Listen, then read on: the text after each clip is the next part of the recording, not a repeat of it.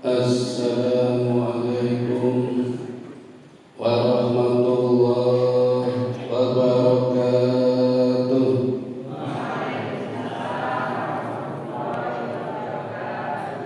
Alhamdulillahilladzi hadana li hadza wa ma kunna linahtadiya laula an hadana Allah. Asyhadu an la ilaha illallah wahdahu la syarika lahu wa asyhadu anna Muhammadan abduhu wa rasuluhu la nabiyya ba'dah. Bapak Ibu yang dirahmati Allah, jamaah Masjid Al-Huda Ngadi Mulyo Yogyakarta. Alhamdulillah dalu menika kita sudah berada di tanggal 18 Safar tahun 1444 Hijriah. Bulan Safar, Bapak Ibu, secara harfiah artinya bepergian. Secara historis memang orang-orang Arab dulu di bulan Safar senantiasa melakukan bepergian. Jadi bepergian di bulan Safar di zaman dulu di tanah Arab sudah menjadi tradisi.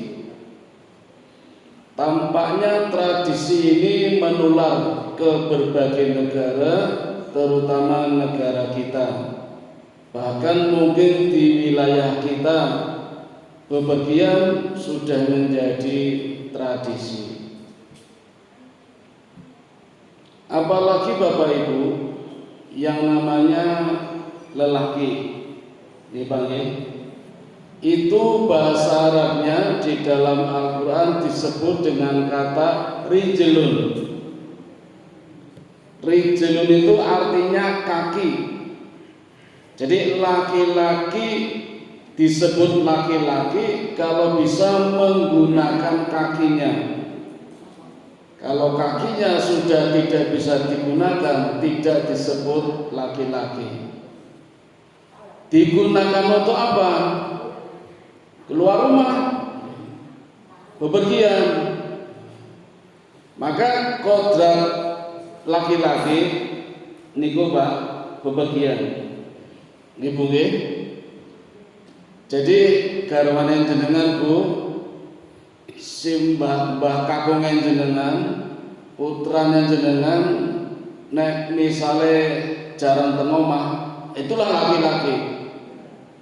Jadi nenek omah terus malah nyobain nyepetin itu. Pokoknya lunga niku lho, karena memang laki-laki. Beda dengan wanita. Wanita bahasa Arabnya mar'ah. Mar'atun artinya cermin, pengilon. Maksudnya wanita kodratnya adalah berhias, dandan di mana? Ya di rumah, tidak di luar. Nanti malah jadi tontonan. Berhias, dandan di rumah, berjaga-jaga, siap-siap nanti kalau kepala keluarganya, suaminya, putranya do teko, do datang niko, sudah siap segalanya.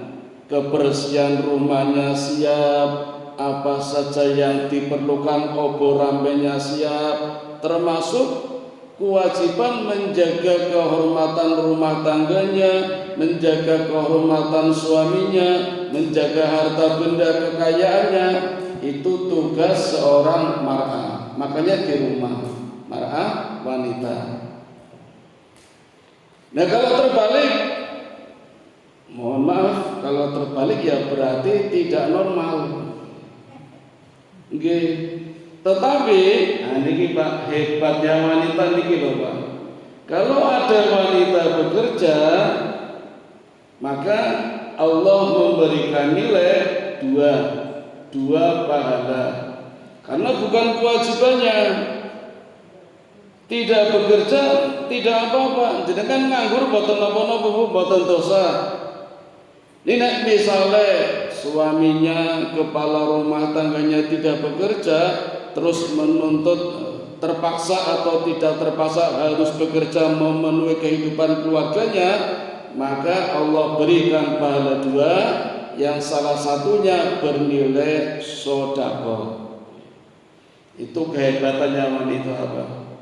Tapi sebagai laki-laki ketika melihat istrinya bekerja, mestinya hatinya sakit. Bukan sakit hati, hatinya sakit. Beda dengan sakit hati. Nek sakit hati kan meri, iri, dengki, itu sakit hati. Ini hatinya sakit. Seperti Nabi Ayub yang Allah uji dengan penyakit yang namanya penyakit judari. Kalau zaman sekarang namanya apa ya? Kayaknya nggak ada ya. Penyakit kulit namanya judari. Bentuknya benjolan Bapak Ibu. Tidak cuma satu, Nabi Ayub semua badannya dari atas kepala sampai kaki bawah banyak benjolan-benjolan. Kalau benjolannya pecah Pak, keluar ulatnya, medeni toh, keluar darahnya, keluar nanahnya, baunya busuk dan menular. Maka praktis tidak bisa bekerja, wong menular. Dan itu bukan 1, 2 hari, 2 bulan, 3 bulan, 18 tahun Bapak Ibu. Nabi Ayub diuji oleh Allah dengan penyakit namanya judari. Ujiannya 3 Bu. Ini baru salah satunya diuji dengan penyakit kulit namanya judari. Nanti dagingnya do merapane do tiba telepok nih. Maka semua saja menghindarinya, hanya 3 orang yang masih ada di sekitarnya, istrinya dan 2 sahabatnya. 2 sahabatnya saja akhirnya menghindar Bapak Ibu, sampai mengatakan, ya Ayub, ini pasti kutukan dari Allah. Pasti engkau ya Ayub pernah berbuat dosa besar, maka Allah berikan penyakit yang seperti ini. Itu 2 sahabatnya yang akhirnya juga meninggalkannya. Tinggal istrinya. Nah, Nabi Ayub praktis tidak bisa bekerja, ngebrok teng omah, teng kamar, teng kasur, nggak bisa bekerja. Mau bekerja apa? Penyakitnya judari seperti itu.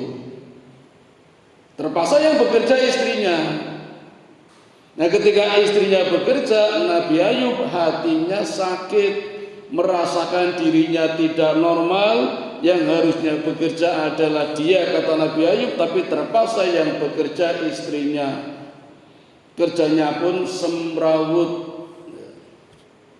napa? Serabutan Pak. Nembung tonggone ono asa-asa orane, ono tak sae bareng nembe bayaran. Ono umbah-umbah orang yang ono diumbahi nembe bayaran, baru belikan makanan buat suaminya di rumah. Seperti itu pekerjaannya. Dan harus nyamar Bu.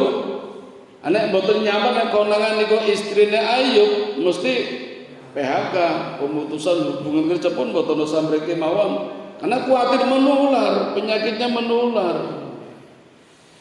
Dan ternyata Allah takdirkan konangan, sehingga tetangga-tetangganya sudah tidak menerima lagi istri Ayub untuk bekerja.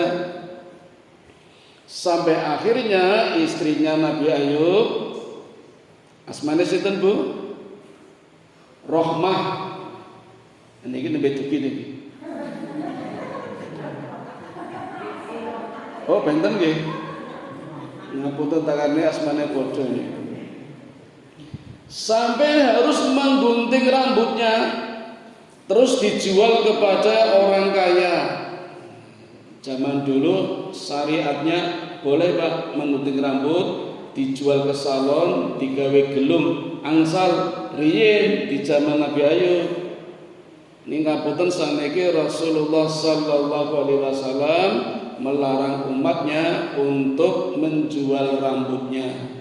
Ibu-ibu, nek bapak angsal mawon, nek payu, nek potong ditinggal to Pak rambutnya, napa dipendhet? Padahal rambutnya Rohmah indah sekali Bapak Ibu, sampai lengser ke tanah itu. Kata Nabi Ayub, mahkota. Nah ketika Rahmah pulang sudah tidak punya rambut sepanjang sebelumnya, Ayub menangis, menyesal sekaligus marah. Karena selama ini rambut yang panjang milik Rahmah itu sering dipakai Ayub untuk berpegangan ketika bangun dari tempat tidur. Jadi angel tangine cekelan rambutnya bojone nembe iso tangi. Nah saniki rambutnya dipotong didol, ajeng ngangge napa nika. Sampai Nabi Ayub juga marah.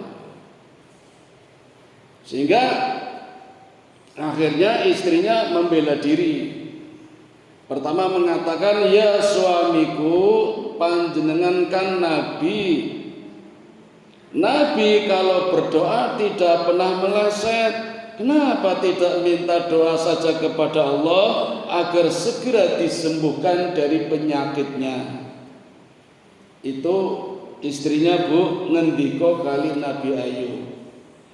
Apa jawaban Nabi Ayub? Yang pertama, Nabi Ayub mengatakan, ya istriku, sudah berapa lama Allah memberikan kenikmatan kepada kita berupa kekayaan, harta benda, rumah yang besar, tanah yang lapang, sawah yang luas, semua tanaman ada, gandum, korma, lengkap. Allah juga berikan hewan peternakan yang jumlahnya juga banyak. Kalau Ibrahim Pak, Nabi Ibrahim ontanya 3000, Nabi Ayub tidak cuma onta, kuda, sapi, keledai, kambing, jumlahnya ribuan, kaya sekali itu. Istrinya menjawab, 80 tahun Allah sudah memberikan kekayaan kepada kita. Allah pun juga berikan anak yang banyak Pak. Nabi Ayub anaknya oke Bu, 12 lanang kabeh. Sakit ngopeni mboten niku? Nabi sakit nggih. Kula niku gadah rencang Buteng Bantul, guru niku. Anake 10. Kula nyobi iseng takon, "Pak, putrane sing nomor 6 jenenge sinten?" Ya iso nyebut niku. Berarti hafal nggih. Niku dereng suwi sing ragil niku wisuda lulus kerja ketampi teng dinas pajak. Wah, jos tenan niku sing ragil sing nomor 10. Ceritane ben sasi anak niku sing 10 Bu, ana sing ngirimi 1 juta, ana sing 500, ana sing 2 juta. Niku anak 10 piro Pak? Wis kipas-kipas nggih. Wah, jan makmur tenan nek bodho niku Idul Fitri kumpul bareng, wah seneng banget niku. Niku anake 10 niku. Jadi memang ternyata rezeki sudah dibagi oleh Allah. Nah, timbang sing anake sithik ora dadi kabeh. Ditakoni teng lho, nek ane teng pundi yo? Niku teng Polsek. Ku enak yo dadi polisi apa? Dikunjoro kabeh kok. Malah wingi tembak-tembakan niku. Sing nembak polisi, sing ditembak polisi, sing mati orang mung polisi. CCTV-ne yo mati.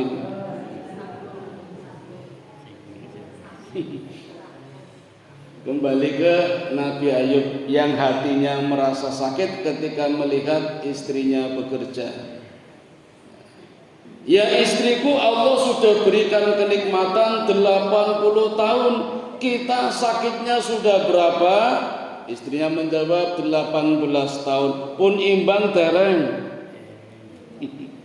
Karepe Nabi Ayub diberi kenikmatan, kekayaan 80 tahun, terus sakitnya 18 tahun, ya belum imbang.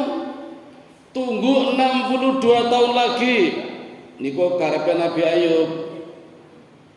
Pripun Bu, Pak nek panjenengan kula sedaya mumet sedina jan mangkel-mangkel nggih. Niku namung mumet sedina niku. Nabi Ayub 18 tahun awake mradai niku. Itu jawaban Ayub yang pertama seperti itu. Kita nggak sanggup nih. Makanya Nabi Ayub mendapatkan gelar Imamus Sabirin. Imamnya orang-orang yang sabar. Yang kedua, Nabi Ayub marah dan bersumpah kepada istrinya, "Ya istriku," namanya Rohmah, "besok kalau aku sembuh, kamu akan aku pukul 100 kali."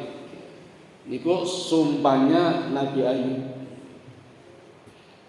Dan yang terakhir kalinya karena Ayub sudah tidak bisa berpegangan rambutnya Rohmah karena dijual, akhirnya Rohmah membopong Ayub karena akan buang hajat. Sudah nggak bisa bangun, dibopong dan ditinggalkan di tempat buang hajat. Istrinya pergi, Ayub nggak tahu perginya kemana. Ya, konon istrinya juga pergi buang hajat juga, tempatnya berjauhan. Saya beritahu Bapak Ibu, Ayub itu punya sifat pemalu, Pak. Jadi nek adus niku ora gelem tanguni bojone niku. Isin. Jadi seperti Sayyidina Ali. Kalau Sayyidina Ali, Pak Ali bin Abi Thalib itu tidak pernah melihat kemaluannya sendiri. Makanya bergelar karramallahu wajhah. Kita yang betul-betul kisah lagi wong ora-ora ngene dhewe niku. Niku Sayyidina Ali. Kalau Nabi Ayub tidak pernah mandi bareng sama istrinya, walaupun loro ya mandi dhewe, ditinggal niku. Nah Bapak Ibu, hari itu terjadilah titik balik. Allah perintahkan Ayub untuk menggerakkan kakinya. Memang Ayub pasrah, sudah nggak bisa apa-apa, tetapi ikhtiar harus ada. Allah pun mengatakan, "Ya Ayub, gerakan kakimu, harus bergerak, wis caranya harus bergerak." Maka ketika kakinya Ayub bergerak, dari kakinya itu yang nempel ke tanah tiba-tiba memancar air dari tanah, air yang dingin sejuk.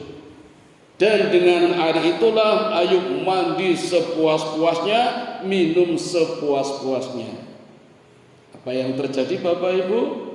Sembuh total penyakitnya sekaligus, utuh kembali, luka-lukanya hilang, badannya jadi bersih, putih, segar bugar, sehat kembali, dan Ayub Bapak Ibu umurnya jadi lebih muda lagi.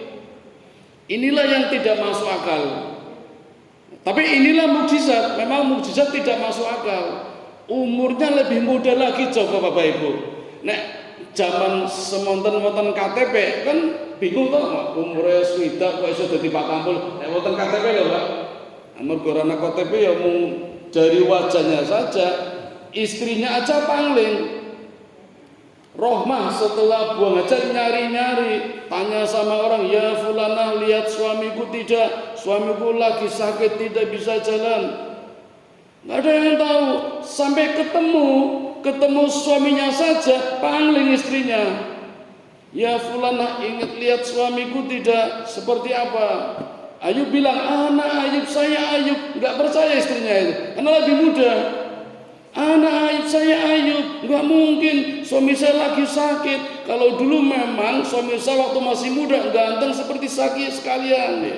Seperti sampean, tapi dia lagi sakit. Sampai berkali-kali, "Anak Ayub, saya Ayub, kamu kan Rohmah." Nah, baru percaya, kan jadi lebih muda lagi itu. Nah itu kisah ringkasnya Bapak Ibu ya. Kisah lengkapnya besok kalau pas sampai pada kisah Nabi Ayub alaihi salatu wassalam. Ini sekedar cuplikan bahwa seorang laki-laki harus berikhtiar dalam kondisi apapun. Karena rijlun, kaki. Nah dari kaki ini di dalam bahasa Arab menjadi rijalun, menjadi ar-rijalu. Rijalun laki-laki, ar-rijalu suami. Ketika masih rijalun, masih laki-laki, punya kewajiban melindungi wanita, tapi ada batasan-batasan. Tidak boleh dengan alasan membantu melindungi terus seperti sudah jadi suaminya. Beda, karena masih rijalun. Tapi kalau sudah mendapat lam ta'rif, a dan lam, menjadi ar-rijalu, sudah berubah menjadi suami, tidak cuma laki-laki umum. Nah, kalau sudah menjadi suami, batasannya berbeda. Yang tadinya haram sudah menjadi halal, yang tadinya halal menjadi haram. Karena sudah berubah menjadi suami, tidak laki-laki yang masih umum tadi. Seperti yang dulu pernah saya ceritakan ketika Ummu Salamah dan anaknya hijrah ke Madinah, menyusul suaminya yang lebih duluan hijrah, namanya Abu Salamah. Setelah setahun hijrah, itu diantar oleh Utsman bin Tolha, orang Nasrani, menempuh perjalanan 450 km menggunakan onta mung siji, butuh waktu 10 hari. Nah, Utsman bin Tolha ini bertindak sebagai rijalun, laki-laki yang harus melindungi wanita, melindungi bukan istrinya. Utsman bin Tolha bukan suaminya. Maka dalam perjalanan tidak pernah terucap satu kata patah pun dari bibirnya Utsman, juga bibirnya Ummu Salamah. Do meneng-menengan, Pak. Setiap mau istirahat, Utsman selalu meminggirkan ontanya, kemudian menjauh. Ummu Salamah turun beserta anaknya istirahat. Istirahat dirasa cukup, maka naik onta lagi. Setelah naik onta, Utsman bin Tolha baru mendekati ontanya, terus jalan lagi. Terus begitu sampai Madinah 10 hari, Bapak Ibu. Begitu sampai Madinah, Ummu Salamah turun, anaknya juga turun. Utsman bin Tolha langsung kembali, balik lagi ke Mekah. Tidak ngomong apapun, sudah ya saya pulang duluan, boten. Ummu Salamah pun tidak mengucapkan, pun nggih matur nuwun nggih pun diantar nggih, boten. Meneng-menengan, Pak. Sebegitunya hati-hatinya menjaga jangan sampai terjadi perbuatan zina. Padahal orang Nasrani loh, Bu. Tapi tahu hukum karena bukan istrinya. Ummu Salamah juga tahu kalau Utsman itu bukan suaminya, sama-sama menjaga diri. Jadi ternyata betul, Bapak Ibu, salamatul insan fi hifdzil lisan. Keselamatan manusia tergantung dalam menjaga lidahnya, menjaga ucapannya. Jangan sampai ucapannya menjadi penyebab perbuatan zina. Hati-hati betul nih, karena masih rijalun, masih laki-laki umum, belum menjadi suami. Nah, ini yang terjadi di negara kita yang lagi heboh kan. Nggih, Pak nggih. Mbu bener napa mboten ngertos. Kula mboten ngerti hukum. Ini tak karane sih kira-kira mau gawe-gawe ini. Sama dengan kisahnya Sofwan. Sofwan bunyi beda dengan Sofyan. Ini Sofwan. Sofwan itu Bapak Ibu orang yang dipercaya Nabi, yang selalu diajak Nabi berperang, tapi berada di pasukan paling belakang. Nabi pernah ketika perang Mustalik, perang yang ketujuh. Jadi Nabi setelah pindah ke Madinah setiap tahun melakukan peperangan, Bapak Ibu.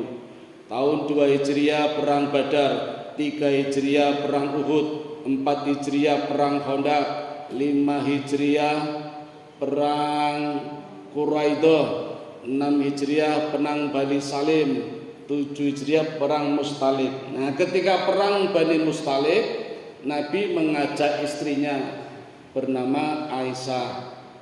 Ketika berangkat, Nabi bersama Aisyah berada di kereta terdepan. Perang rampung wangsul. Nah, ketika pulang, Nabi berada di barisan paling depan, Aisyah berada di kereta paling belakang.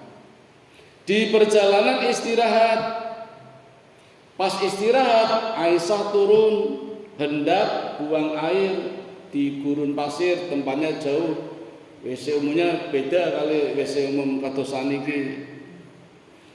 Enggak izin, tapi Sofwan lihat karena Sofwan memang tugasnya menjaga pasukan di barisan paling belakang. Jadi ketika Aisyah keluar dari kereta buang hajat ke gurun pasir, Sofwan lihat.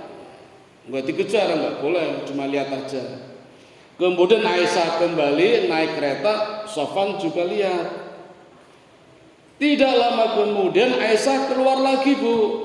Serasa ada yang ketinggalan, kalungnya tertinggal di WC umum tadi. Aisyah balik lagi keluar. Nah, pas keluar dari kereta, Sofwan tidak melihat. Dikiranya Aisyah masih ada di dalam kereta.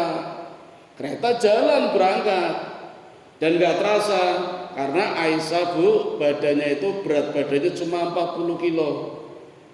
Kaya jenengan boncengan putrane kan ending banget toh. Nanti kan mboten krasa. Dikiranya Aisyah sudah di dalam kereta, kereta jalan. Kereta sudah tidak kelihatan, Aisyah datang. Loh, kok sudah enggak ada keretanya? Yang ada tinggal Sofwan yang berada di barisan belakang, memang tugasnya jaga-jaga kalau ada yang ketinggalan, kalau ada pedang yang tertinggal, kalau ada onta yang sakit memang jaga-jaga. Kalau ada musuh datang lagi, kereta sudah jalan, Aisyah datang, cuma ada Sofwan. Nah, ini Sofwan juga bertindak sebagai rijalun, laki-laki yang harus melindungi wanita yang bukan istrinya. Apa yang dilakukan Sofwan? Sofwan menyerahkan kudanya kepada Aisyah. Aisyah naik kuda, kudanya jalan, tidak lari. Sofwan berada di depannya jauh dan sepanjang jalan nggak pernah ngomong-ngomongan Bapak Ibu. Tapi di tengah jalan ada orang munafik, Pak, tokoh munafik namanya Sahlul. Melihat dari jauh di siang hari Bapak Ibu, kalau dari jauh yang kelihatan bayangannya, di bayangannya kelihatannya Sofwan satu kuda dengan Aisyah. Jadi Sofwan Sahlul hanya melihat bayangannya, tidak lihat aslinya. Aslinya Sofwan jauh di depan, Aisyah di belakang naik kuda. Kudanya Sofwan. Sahlul orang munafik lihatnya bayangannya, di bayangannya kelihatannya satu kuda berdua. Terus cerita, menyebarkan berita, geger Bapak Ibu.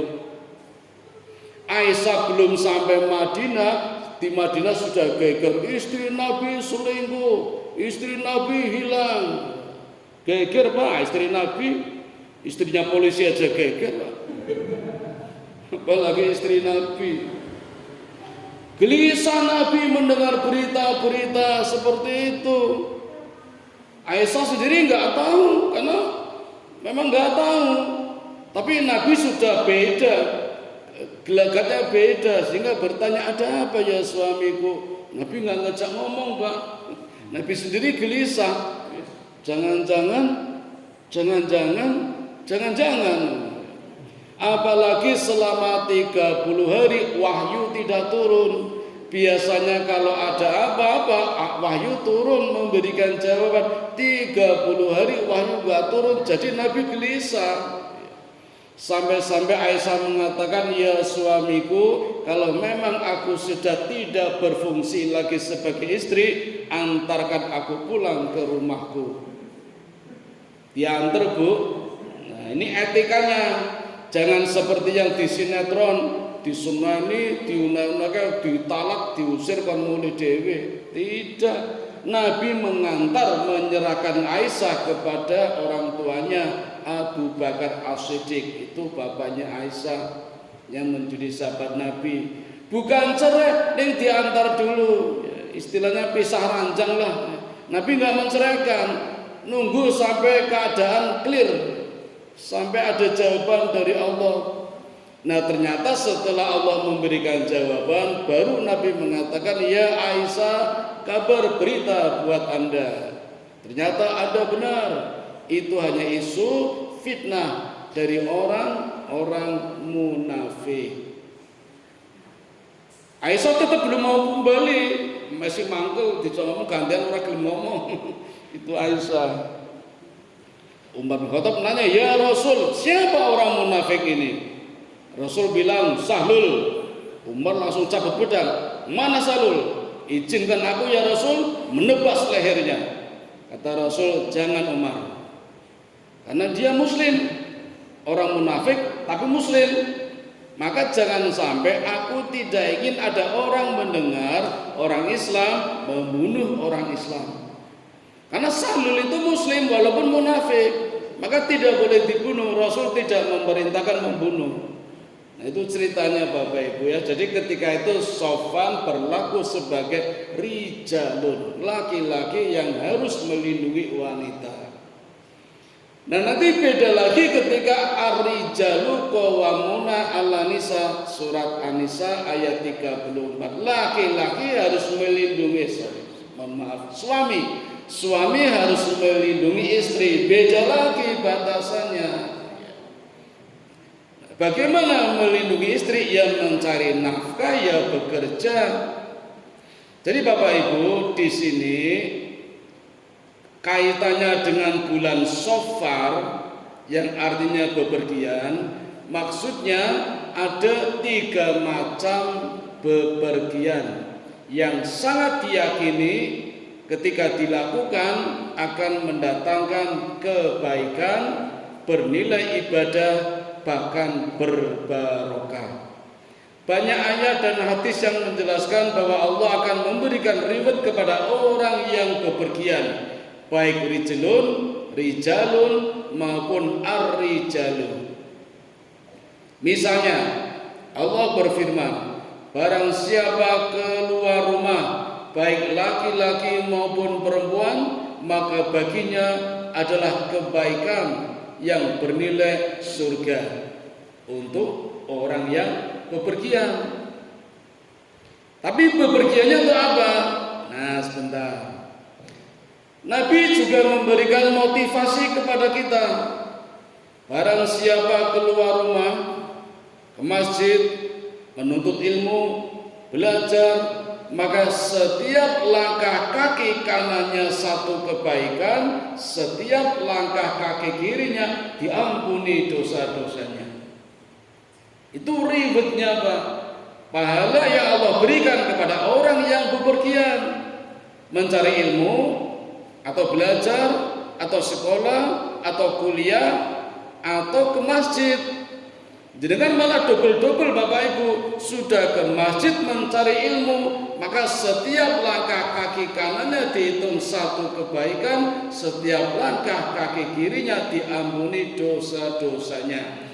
Maka semakin banyak langkahnya, semakin banyak kebaikannya, semakin banyak langkah kirinya, semakin banyak pula dosa-dosa yang diampuninya. Maka bersyukur yang rumahnya jauh, semakin banyak langkahnya. Sing omahe cerak mboten usah meri. Nek pengen oke langkae liwate mubeng. Umam mriko to, mubeng mriko sisan niku. Lewat Dilagran apa Badran niku. Tekan kene pun bubar niku. Itu dulu ceritanya Bapak Ibu, banyak para sahabat yang berbondong-bondong rumahnya pindah dekat masjid, Pak. Terus Nabi ngendiko, rasa pindah, semakin jauh rumahnya dari masjid, semakin banyak pahala dari langkah kaki-kakinya.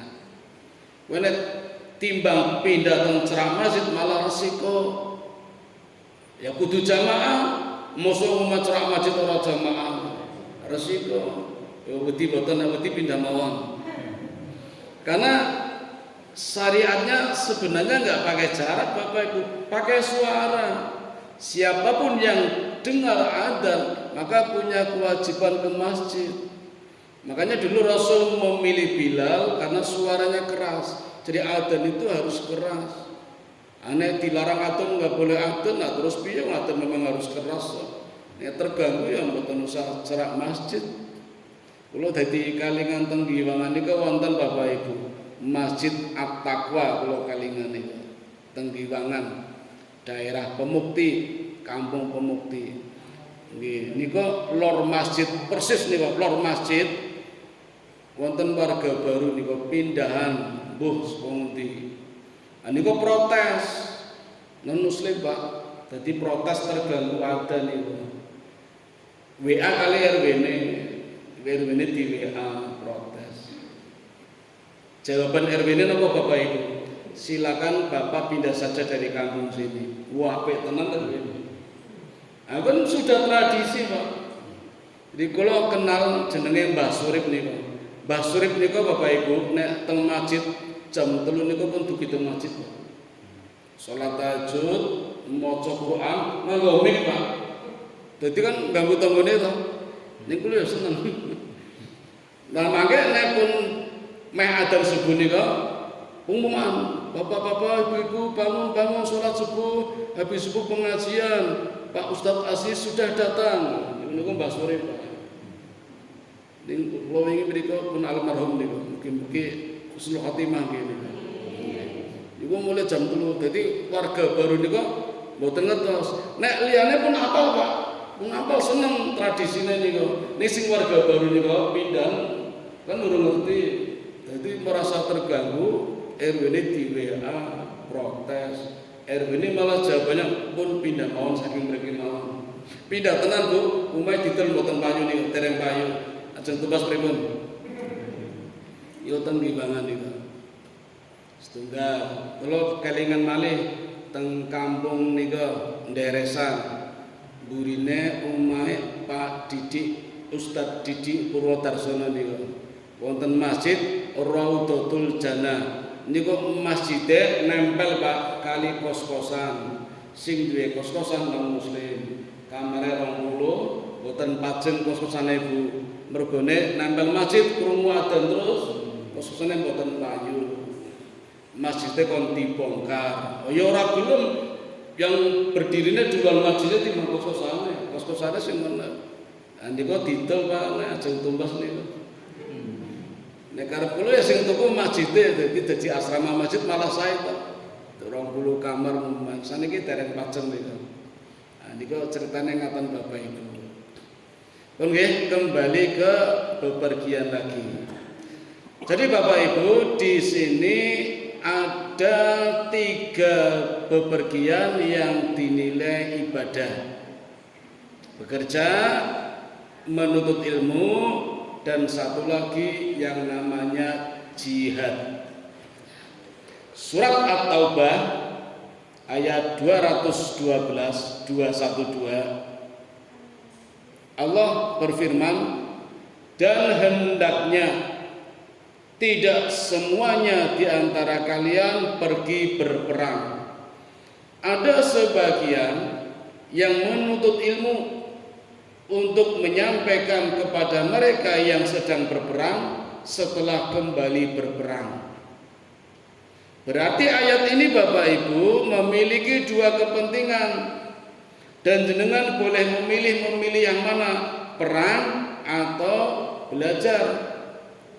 Nilainya sama-sama berbobot ibadah, mati syahid, jaminannya surga. Perang menang, perang kalah, mati syahid. Sekolah mati nang sekolahan juga mati syahid.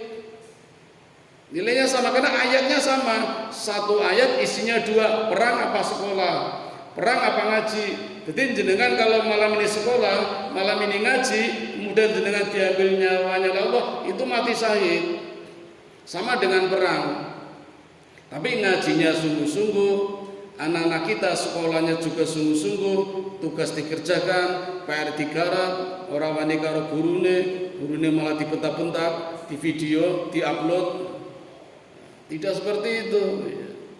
Jadi ada nilai jihad. Dan ada satu lagi jihad yang tertinggi kalau menurut saya Bapak Ibu yang kita tidak bisa melaksanakannya di zaman sekarang. Apalagi kita berada di negara Indonesia, nggak boleh perang, kalau perang malah dianggap teroris. Tapi kalau Nabi itu melaksanakannya, benar-benar perang. Kalau kita sudah nggak bisa, ya paling setidaknya kita berperang melawan hawa nafsu, kita berperang memerangi kemaksiatan. Karena Allah sendiri juga mengatakan wal takum minkum ummatu yad'una ilal khair wa ya'muruna bil ma'ruf wa yanhauna 'anil munkar wa ulaika humul muflihun. Dan hendaknya di antara kamu semua ada yang pergi menyampaikan kebenaran, amal ma'ruf dan mencegah kemungkaran. Nah, mencegah kemungkaran inilah yang dimaksud berperang Bapak Ibu. Dan itu berat. Mengajak kebaikan saja berat, apalagi mencegah kemungkaran. Coba Bapak Ibu jujur saja, pas berangkat ngaji jenengan mangkat dhewe napa segono wong dilewati yo ngaji yo. Kados abot nggih. Hendak berjamaah di masjid lah, mau maghrib, mau isya, mau subuh, sambil jalan, sambil lewat ada orang duduk-duduk, monggo teng masjid, napa meneng wae jenengan. Nah, ketika kita mengajak itu sebenarnya juga jihad itu. Ini kan abot ya, abot niku. Apalagi kadang sing do jagongan malah beda. Contoh pun di masjid, titip ya. Tunggu kula riyen ngaten niku kula teng masjid do titip ya. Ya. Kula masuk ke masjid esiono ya tak sampaikan salamnya, katanya salam kembali. Suka sapa ya? Israel. Melayu kae. Ketoke kepala bagian wedi parani Israel tenan iki. Nah, yang lebih berat lagi yang mencegah kemungkaran itu. Nah, ketika kita mengajak kebaikan, ketika kita mencegah kemungkaran, itu memang syarat untuk menjadi umat yang terbaik. Kalau kita belum bisa melakukan seperti itu, kita belum menjadi umat yang terbaik. Makanya ayatnya kuntum khaira ummatin ukhrijat linnasi ta'muruna bil ma'ruf wa tanhauna 'anil munkar wa tu'minuna billah. Seringkali orang menyampaikan kamu adalah sebaik-baik umat. Sering dengar nggih Bapak Ibu nggih? Disampaikan kamu adalah sebaik-baik umat. Umat Islam adalah umat yang terbaik. Nggih monggo. Ini kalau saya Bapak Ibu mohon maaf. Ini kalimatnya diawali dengan kata kuntum. Kun itu jadilah. Tum itu domir dari huwa huma hum hiya huma huna anta antuma antum. Nah, antum itu artinya kamu semua. Domirnya tum. Jadi kuntum artinya jadilah kamu semua umat yang terbaik. Berarti pun terbaik dereng Bu? Dereng, kan perintahnya jadilah kamu umat yang terbaik. Berarti kan belum baik. Oleh umat yang terbaik yang seperti apa? Ta'muruna bil ma'ruf, mengajak kebaikan, wa tanhauna 'anil munkar, mencegah kemungkaran, wa tu'minuna billah, beriman kepada Allah. Jadi 3, untuk menjadi umat yang terbaik syaratnya 3, mengajak kebaikan, mencegah kemungkaran, beriman kepada Allah. Nah, beriman yang seperti apa? Qad aflahal mu'minun. Surat Al-Mu'minun nggih. Sungguh menanglah, jayalah, merdekalah, beruntunglah orang-orang yang beriman. Siapa orang yang beriman? Alladzina hum fi sholatihim khashi'un. Orang-orang yang khusyuk dalam sholatnya. Nah, baru ini juga perang lagi. Sholat harus khusyuk. Karena ketika kita sholat, lawannya setan Bapak Ibu. Setan sendiri mengatakan, aku tidak rela ketika ada hambanya Allah, umatnya Nabi Muhammad sholat, aku akan berusaha sampai orang yang sholat lupa dengan jumlah rakaatnya. Jadi nek dhewe lali rakaat piro ya iki wis 3 apa 4 apa 5. Itu memang tujuannya setan seperti itu. Sampai-sampai merubah seolah-olah menjadi kebaikan. Mau ki golek kunci ora tau ketemu barang salat malah kelingan. Kan seolah-olah kebaikan ta Bu, iki apik tenan, hidayah ketika salat. Padahal salatnya mboten khusyuk, kelingan kunci kok. Niku nembe kunci, durung liya-liyane niku. Tapi ya itu uniknya gitu memang. Terus ayat berikutnya alladzina hum 'anil lagwi mu'ridun, orang yang tidak menyia-nyiakan, orang yang tidak berbuat laghu, berbuat sia-sia. Kaitannya dengan bepergian, maka bepergiannya tidak sia-sia. Apa ada bepergian yang sia-sia? Banyak. Ngapunten nggih. Niki ngapunten lho, nek ada yang punya hobi yang kira-kira hobinya kurang bermanfaat nggih. Kula niku malah ditegur lare kula. Kula jane pengen mancing Bapak Ibu. Ini lare kula, ngopo ayo dadak mancing? Arep ngopo? Tak pikir-pikir koyo ngopo ya. Kecuali nek mancinge karo tadarus, karo maca Quran. Niki iso mboten ya siji nyekeli mancing, siji nyekel Quran niku. Biasanya kalau menang mancingnya niku. Ya ambillah ya acara-acara kegiatan yang kira-kira bernilai positif dan bernilai pahala. Kalau tadi sih ada 3, menuntut ilmu, bekerja, kemudian berjihad. Nah kalau kita nggak bisa berjihad seperti Rasulullah, jihadnya seperti tadi, menggunakan waktu dengan sebaik-baiknya untuk menyebarkan kebaikan dan menghandle kemungkaran. Tapi walaupun begitu kita juga tetap harus belajar, harus mempelajari, mengambil keteladanan dari Nabi ketika Nabi melakukan peperangan. Karena seumur-umur Bapak Ibu semenjak Nabi hijrah ke Madinah, Nabi selalu melakukan peperangan. Ada 3 macam peperangan Bapak Ibu. Jadi kelanjutan dari hijrahnya Nabi kemarin, di tahun pertama Nabi hijrah itu banyak yang dilakukan oleh Nabi di negeri orang, di Madinah. Di antaranya Nabi menyempurnakan sholatnya Pak. Dulu asar 2 rakaat sama Nabi ditambah jadi 4. Isya waktu di Mekah juga 2 rakaat, setelah hijrah ke Madinah jadi 4. Maghrib dulu juga 2 rakaat pas di Mekah, hijrah ke masjid tambah 1 jadi 3. Itu terjadi tahun 1 Hijriah. Setelah pindah ke Mekah, sholatnya menjadi 17 rakaat. Sebelumnya baru 10 rakaat. Yang kedua, di tahun pertama Hijriah, setelah Nabi pindah dari Mekah ke Madinah, Nabi mulai melakukan sholat Jumat. Jadi sebelum ketika di Mekah nggak ada sholat Jumat, Jumatan nggak ada. Begitu hijrah ke Madinah, Nabi mensyariatkan melakukan sholat Jumat berjamaah. Itu tahun pertama. Kemudian puasa Ramadan itu setelah pindah ke Madinah. Dulu di Mekah belum ada puasa Ramadan, barunya Madinah. 1 tahun setelah hijrah. Nah Bapak Ibu, ini perasaan gitu. Saya juga merasakan. Orang yang pernah merantau, orang yang pernah kos pasti merasakan. Anggap saja Nabi di Madinah merantau, hijrah, kos, berada di tanah orang. Kira-kira perasaannya pripun Bapak Ibu nek nganggur. Walaupun orang Ansor, orang Madinah semuanya baik, menyambut, luar biasa penyambutannya.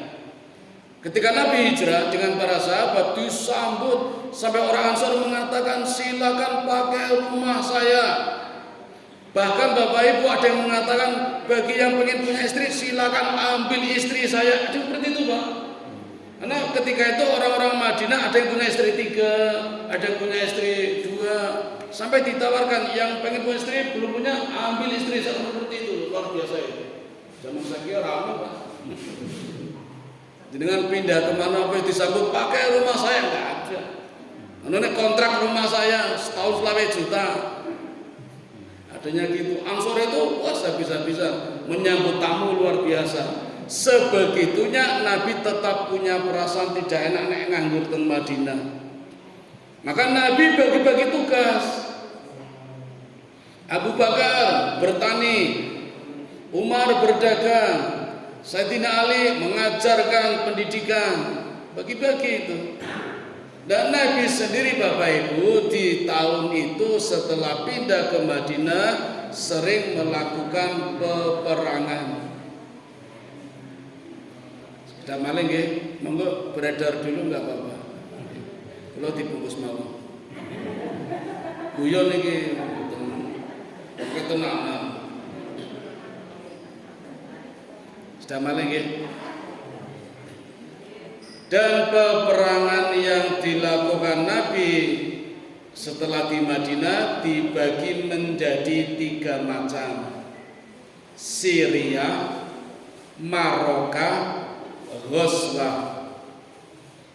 Syria atau Syariah itu peperangan yang dipimpin oleh Nabi sendiri, tapi pasukannya tidak banyak, di bawah 100 personil. Jadi Nabi sering mengajak perang, kadang hanya 8 orang, 10 orang, 20 orang, pokoknya di bawah 100. Nah, Nabi juga kadang mengadakan peperangan yang personilnya 100 sampai 1000 orang. Kalau dipimpin oleh Nabi sendiri namanya Ghazwah, perang besar. Tapi kadang Nabi tidak memimpin, dipimpin oleh para sahabat, namanya Maroka, perang sedang, perang menengah. Nah Bapak Ibu, untuk yang perang Syariah atau Syria, Nabi sering melakukan, ini sering kalah Pak. Lakon ini sering kalah. Ya harap maklum, Nabi belum punya pengalaman berperang. Dan itu dilakukan sebenarnya hanya sebatas ekspedisi. Karena Bapak Ibu, ketika Nabi hijrah ke Madinah, itu tidak membawa apa-apa. Barang-barangnya ditinggal di Mekah, rumahnya ditinggal di Mekah. Nah itu barang-barang yang di Mekah, rumahnya itu disita oleh kafir Quraisy yang dipimpin oleh Abu Lahab. Jadi sing ngopeni barang-barang orang yang hijrah ke Madinah niku sing ngumpulkan itu kabilahnya Abu Lahab. Nah, itu Abu Lahab Bapak Ibu. Abu Lahab benten kali Abu Jahal. Sama-sama rakus harta. Persamanya sama. Cuma bedanya kalau Abu Jahal itu memang harta nomor 1. Demi harta Abu Jahal rela menghilangkan istri dan anaknya, yang penting harta. Itu Abu Jahal. Tapi kalau Abu Lahab jabatan, yang penting jabatan. Nah, itu ngopeni hartanya Nabi dan para sahabat yang hijrah ke Madinah yang ada di Mekah, kabilahnya Abu Lahab. Nah, informasi ini terdengar oleh Nabi, maka setiap ada kabilah kafir Quraisy berdagang ke Syam melewati Madinah, baik berangkatnya maupun pulangnya, Nabi selalu menghadang. Tujuannya meminta kembali mana harta saya yang ditinggal di Mekah. Kan apa itu Bu? Tapi seringkali orang-orang kafir Mekah tidak mau, tidak memberikan, maka terjadilah peperangan. Ini Nabi sering kalah karena belum punya pengalaman. Kadang orang yang ikut Nabi cuma 8, kadang 10, 20, sedangkan yang berdagang itu jumlahnya Pak, kadang bawa ontanya saja sampai 1000 pasukan, yang orang yang diajak sampai 200. Jadi ya sering kalah, sering kecelek. Nabi datang, kabilahnya udah pergi. Nabi datang, kabilahnya udah pulang. Tapi juga pernah Nabi berhasil, bahkan pernah ketika dipimpin oleh Abdullah bin Jahsy, itu sempat membunuh kafir Quraisy. Anaknya Amir ibnu Amir. Nah, ini yang nanti jadi masalah Bapak Ibu. Ini besok nih, ini sudah jam 9. Insya Allah besok kita berlanjut ke satu peperangan yang lebih besar daripada perang Syariah atau Syria, dilakukan oleh Nabi, perang Badar namanya. Perang yang pertama, perang terbesar, perang yang paling menakjubkan. Semua dunia mengakui, Pak. Karena perang ini satu-satunya perang yang melibatkan malaikat. Malaikat ikut perang. Perang-perang yang lain malaikat hanya membantu saja. Perang Badar malaikat ikut berperang, dan perang yang tidak masuk akal, dan perang yang tidak direncanakan. Karena memang gak ada rencana. Nabi juga pergi seperti biasa saja, tapi akhirnya terjadi peperangan. Itu ternyata yang membuat skenario tidak lain adalah Allah Subhanahu wa ta'ala. Allah ingin perang, ya perang, walaupun gak ada niat, tapi terjadilah peperangan. Insya Allah nih, di pertemuan berikutnya, kalau masih ada kesempatan, kita masuk ke perang Badar. Tapi kalau nanti masanya sudah habis, kita melanjutkan kisah yang dulu ngantos putih, Pak. Nabi Shu'aib sambung ya. Apa dereng? Pun ngajak mawon, tak buka catatannya. Sementara sampai di sini dulu, saya kembalikan kepada pembawa acara. Assalamualaikum warahmatullahi wabarakatuh.